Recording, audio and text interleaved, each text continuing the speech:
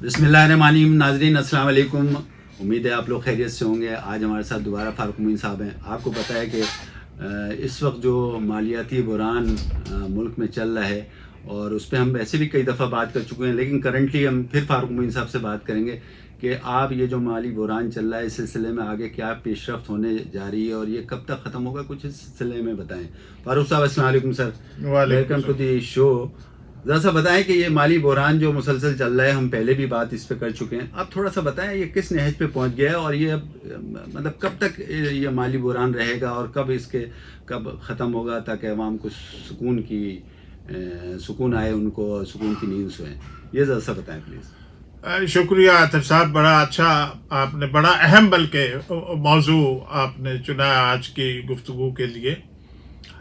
شروع میں یہ کہنا چاہتا ہوں کہ دیکھیے, پاکستان کے سابق وزیر اعظم عمران خان صاحب نے کل یہ اپنی تقریر میں جو وہ عوام سے خطاب کرتے ہیں ویڈیو لنک سے, لاہور میں اسپتال سے یا گھر سے اپنے, اس میں انہوں نے کہا ہے کہ پاکستان کا جو اس وقت ڈیفالٹ ہونے کا خطرہ ہے غیر ملکی قرضوں کی واپسی کے سلسلے میں, وہ 75% ہو گیا ہے. اب دیکھیے, پاکستان کے سابق وزیر اعظم کا یہ بیان آپ اس طرح ہوا میں نہیں اڑا سکتے کہ کوئی پتہ نہیں سچ کیا جھوٹ کیا. انہوں نے یہ بھی کہا کہ ایک روز پہلے 65.4% تھا اور بدھ والے دن 75% ہو گیا ہے. ڈیفالٹ ہونے کے چانسز پاکستان کے کہ ہمارے پاس اتنے پیسے نہیں ہیں کہ ہم اپنے غیر ملکی قرضوں کی واپسی کر سکیں. سامعین کو میں یہ بھی بتانا چاہتا ہوں کہ آج جمعرات ہے. ہر جمعرات کو ہر ہفتے اسٹیٹ بینک آف پاکستان جو ہمارے غیر ملکی ذرائع جمع ہوتے ہیں اسٹیٹ بینک میں, وہ ہر جمعرات کو بتاتے ہیں. آج دیکھیے کہ اسٹیٹ بینک کیا اس سلسلے میں اعلان کرتی ہے. تو یہ ہمارے لیے اس موقع کے اوپر یعنی نومبر 2022 میں پاکستان کی مالیاتی بحران کی یہ صورتحال ہے جو میں سمجھتا ہوں کہ باعث تشویش ہے.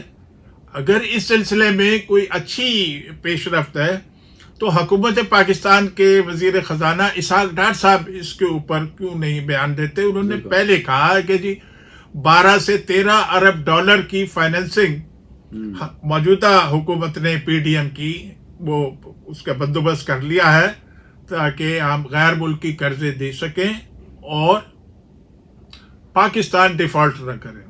اب یہ جی بڑا مہنگا سکوک پاکستان نے جو خریدا تھا وہ دسمبر کی غالباً 9 تاریخ کو میچور ہو رہا ہے. وہ بھی پاکستان کو کتنے ارب ڈالر واپس دینے ہوں گے.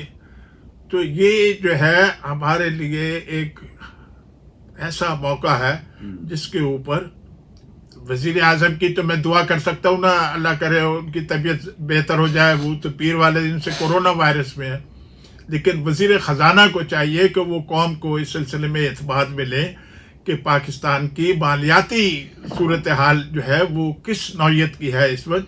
اور جو عمران خان صاحب کہتے ہیں کہ جی 75% خطرہ ہے ڈیفالٹ کا پاکستان کے غیر ملکی قرضوں کی واپسی کے سلسلے میں, تو اس سلسلے میں عوام کو, وزیر خزانہ کو یہ بتانا چاہیے کہ ہماری مالیاتی صورتحال کیسی ہے اور عوام کے لیے جو مشکلات ہیں وہ تو اپنی جگہ ہیں, لیکن سب سے جو پاکستان کے لیے اہم چیز ہے وہ ہے کہ ڈیفالٹ نہ ہو اور ہم اپنے غیر ملکی قرضے واپس دیتے رہیں. تو یہ میں سمجھتا ہوں آپ کا اچھا سوال تھا عاطف صاحب کہ ہمارے لیے یہ بہت ضروری ہے اس وقت کہ وزیر خزانہ اس سلسلے میں قوم کو اعتماد میں لے کر بتائیں کہ مالیاتی صورتحال پاکستان کی کیا ہے اس وقت. فاروق صاحب یہ تو آپ نے اچھا بتایا. آپ تھوڑا سا یہ بھی بتائیں کہ جو سلسلہ چل رہا ہے فوج کی تعیناتی, فوج کے سربراہ کی تعیناتی کا سلسلہ جو چل رہا ہے اس میں مختلف خبریں آ رہی ہیں. ہم نے پچھلے ولاگ میں بھی تھوڑی سی بات کی. اب کیا پیش رفت ہوئی ہے, ذرا اس سلسلے میں تھوڑی سی بتائیں. شکریہ عاطف صاحب. دیکھیں, ہمارے ملک میں اور دنیا میں بھی اب یہ جو نجی ٹیلی ویژن اسٹیشن ہے اس کے بعد انٹرنیٹ اور کمپیوٹر پہ آ گیا ہے جی یوٹیوب. सोशल मीडिया जिसको कहते हैं, इसमें हर एक को आज़ादी है जो अपना इज़हार राय करे, सही या गलत है वो करे। अब ये कई दिनों से पाकिस्तान के यूट्यूब चैनल और पाकिस्तान के जो मुस्तनद टीवी चैनल हैं जो बहुत 20 साल से 22 साल से चल रहे हैं पाकिस्तान में, उस पे ये आई है खबर कि मैं तो उसको नहीं समझता ना कि इस सिलसिले में इतने अहम मसले के ऊपर, यानी फौज के नए सरबराह की तैनाती के सिलसिले में इस किस्म की गुफ्तगू की जाए कि जी पाकिस्तान के आर्मी एक्ट में तरमीम हो रही है और लेफ्टिनेंट जनरल आसिफ मुनीर साहब को 27 नवंबर से vice chief of army staff बना दिया जाएगा, 29 नवंबर से फौज का सरबराह बना दिया जाएगा। दूसरे कुछ बोलते हैं, लेकिन ये एक ऐसा सेंसिटिव मतलब मसला है जिसमें मैंने पहले वाले भी आपके प्रोग्राम में मैंने कहा था कि जितनी जल्दी फौज के नए सरबराह की तैनाती का मसला हल हो जाए तो वो कर लेंगे। क्योंकि देखिए आप उसमें वो बोलते हैं कि जी बयान आया है एतजाज अहसन साहब, नामवर वकील है पाकिस्तान के, कि जी जो वजीर आजम शहबाज शरीफ साहब लंदन गए थे अपने बड़े भाई नवाज शरीफ से फौज के नए सरबराह की तैनाती के सिलसिले में, वो ऑफिशियल सीक्रेट एक्ट जो सरकारी होता है पाकिस्तान के अंदर, उसमें जो है ये खिलाफ वर्जी है उसकी, वो उस पर साथ नहीं कर सकते। अब मुझे ये नहीं पता कि अल्लाह ना करे कोई ऐसी सूरत हाल ना पैदा हो कि ये मसला नए फौज के सरबराह की फिर सुप्रीम कोर्ट में जाए, फिर वो फैसला करें। क्योंकि जब जनरल जावेद कमर बाजवा साहब का 3 साल के बाद दोबारा तैनाती का हुआ था तो उसमें सुप्रीम कोर्ट ने कहा था कि पार्लियामेंट यानी कौमी असेंबली सेनेट से इस सिलसिले में कानून साजी करें ताकि वो मजीद 3 साल के लिए फौज के सरबराह बने रहें। तो वो 29 नवंबर को रिटायर हो रहे हैं।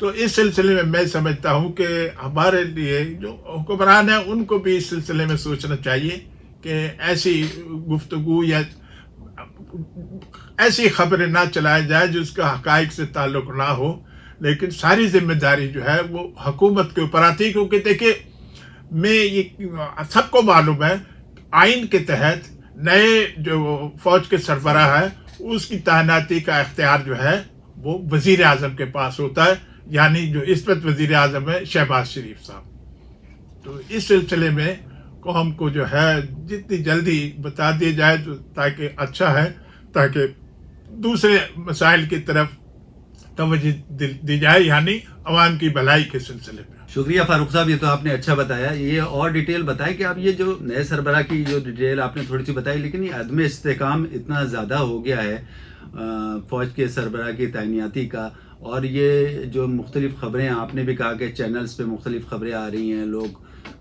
यूट्यूब पे भी अपने कमेंट्स दे रहे हैं लेकिन कोई रिज़ल्ट नहीं निकल रहा। थोड़ी सी और डिटेल इस सिलसिले में बताएं कि फिर आगे मतलब ये कब तक एक तो तैनाती का फैसला हो जाएगा, और ये जो खबरें और भी आ रही हैं कि कहीं इनको भी एक्सटेंशन ना दे दी जाए मजीद, इस पे थोड़ा सा रोशनी डालें इस पे। एक्सटेंशन का जहाँ तक ताल्लुक है सर, ये सुप्रीम कोर्ट में जो है वो कोई भी जाके कह सकता है कि ये गलत तरीके से हो रहा है। अच्छा। तो जो भी फैसला हो वो मैं समझता हूँ कि कौमी असेंबली से अगर इसमें कोई कानून साजी की ज़रूरत है तो कौमी असेंबली से कानून साजी की जाए, तो वो ज़्यादा आईनी जो तरीका है उसमें होना चाहिए। और हमारे मुल्क की जो सूरत हाल है उस सिलसिले में आवाम के जो मसाइल हैं उसकी तरफ तो तवज्जो नहीं है, सिर्फ टीवी चैनलों पे या यूट्यूब वालों के ऊपर या निजी टेलीविज़न पे सिर्फ यही नए फौज के सरबराह की तैनाती। ये जो पहले वाला आपका सवाल था मालियाती बहरान का, तो इस सिलसिले में आवाम के लिए तो ये बाइस तफ्शीश है ना दोनों चीज़ें। बिल्कुल। तो जैसे कि मैंने पहले गुजारिश करी कि हमारे वज़ीर ख़जाना इस सिलसिले में जो है कौम को एतमाद में लें कि जो साबिक वज़ीर आज़म हैं इमरान खान साहब, वो कहते हैं कि 75% जो इस वक्त ख़तरा है कि पाकिस्तान डिफ़ॉल्ट कर जाएगा, तो उस सिलसिले में बताएं कौम को कि ऐसी कोई सूरत हाल नहीं है। हमारे पास वाफिर मकदार में गैर मुल्की सरमाए की फाइनेंसिंग है जो हम अपने किस्तें गैर मुल्की कर्जे की देते रहेंगे, और जो हमारे नए फौज के सरबराह की हैसियत से जो अहम फैसला है उसमें जो है थोड़े दिन रह गए मौजूदा आर्मी चीफ की रिटायरमेंट में, तो जितनी जल्दी उस सिलसिले में फैसला कर लेंगे तो आवाम के लिए एक ऐसी चीज़ होगी कि वो कम से कम सुख का सांस लें कि हम डिफ़ॉल्ट नहीं करेंगे, और खुश असलूबी से फ़ौज के नए सरबराह की तैनाती का मसला भी हल हो गया है या हो जाना चाहिए। तो ये मैं समझता हूँ हमारी तरजीहात है या होनी चाहिए इस वक्त, और पाकिस्तान को ऐसे सूरत हाल का अल्लाह ना करे सामना पड़े कि हम जो है कोई डिफ़ॉल्ट करें या इस सिलसिले में कोई कानूनी पेचीदगियाँ पैदा हों फ़ौज के नए सरबराह के तैनाती के सिलसिले में, उसमें फिर कौमी असम्बली में जाना पड़े या सुप्रीम कोर्ट में जाके ये फैसले का हल निकले।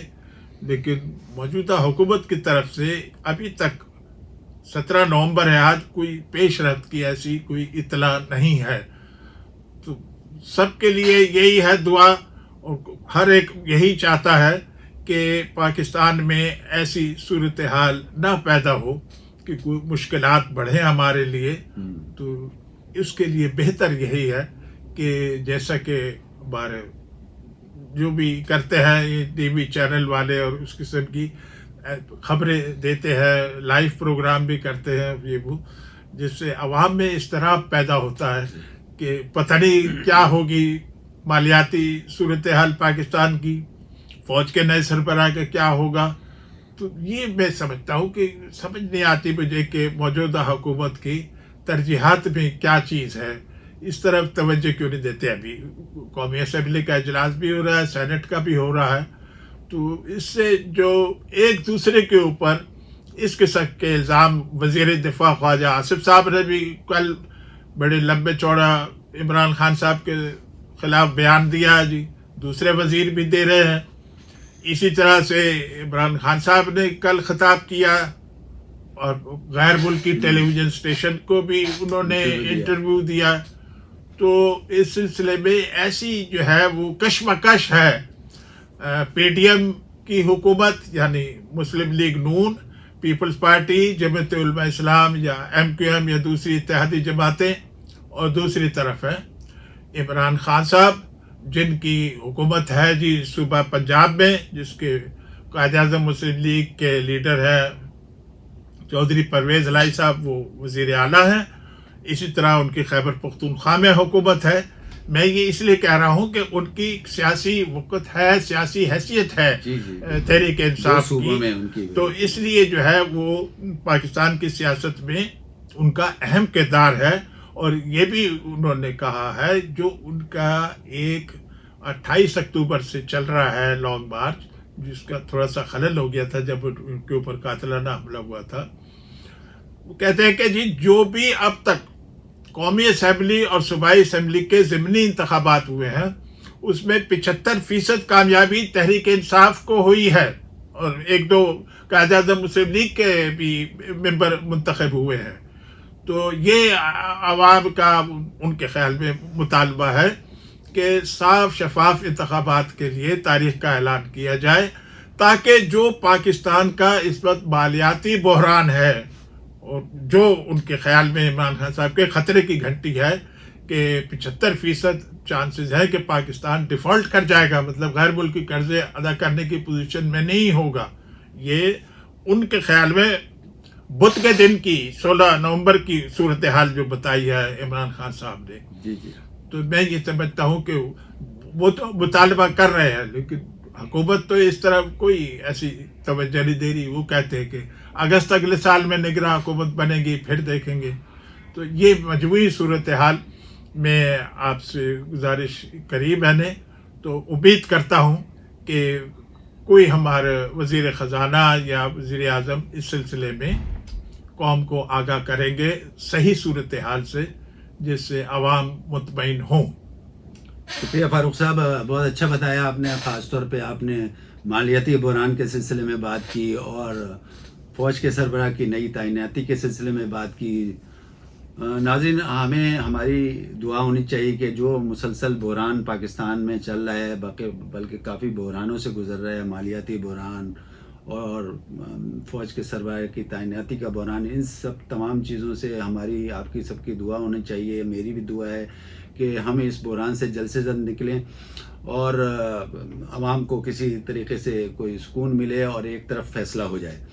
आज के लिए इतना काफ़ी। आपसे रिक्वेस्ट है नए नाजरीन के लिए ख़ास तौर पे कि वो जैसे तज़ियात फारूक मोइन साहब के उसके ऊपर आप फ़ीडबैक देते हैं, इस पे भी फ़ीडबैक दें, हमें इंतज़ार रहेगा ताकि हम अगली वीडियो तक अपने आप को बेहतर से बेहतर पेश कर सकें। इस वक्त के लिए इतना काफ़ी। मुझे फारूक मोइन साहब और मेरे कैमरामैन लियाकतुल्लाह खान को इजाज़त दें। अल्लाह हाफ़िज़।